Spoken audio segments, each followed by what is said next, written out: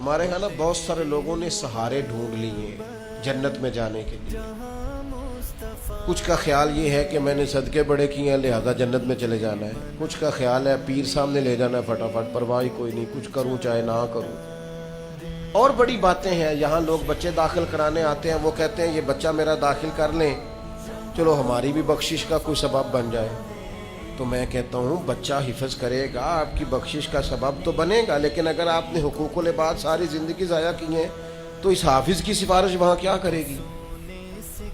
آپ اللہ کے بندے اپنے لیے خود رستے کا کیوں تعین نہیں کرتے؟ اگر آپ کو اتنا شعور ہے کہ میں گناہگار ہوں تو اس کی برکت سے جنت میں جاؤں گا، تو یہ شعور بھی تو آپ کو ہونا چاہیے نا کہ میں گناہگار ہوں تو مجھے نیک بھی ہونا چاہیے. یہ مختلف قسم کے ہیلے بہانے لگا کے اپنے آپ کو مطمئن کرنا. بہت سارے لوگ کہتے ہیں اللہ بڑا مہربان ہے لہذا معاف کر دے گا. تو میں کہتا ہوں آپ کا بچہ آپ کی نافرمانی کرے تو آپ تو کوئی مہربانی نہیں کرتے. آپ تو کہتے ہیں میری بات نہیں مانی، بیوی کی مان لی، سسرال کی مان لی، میرے ساتھ رہ ہی نہیں سکتا.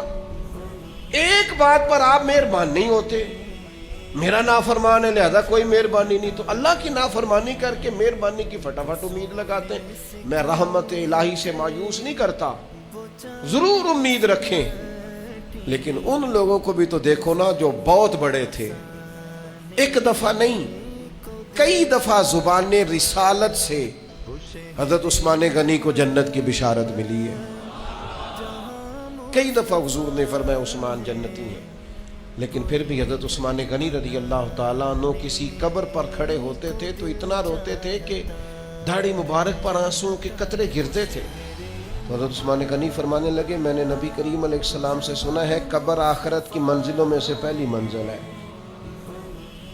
جو یہاں کامیاب ہو گیا آگے بھی کامیاب ہوگا، اور جو یہاں مسائل کا شکار ہوا، آزمائش میں آیا، اگلی منزلیں بھی اس کے لیے مشکل ہو جائیں.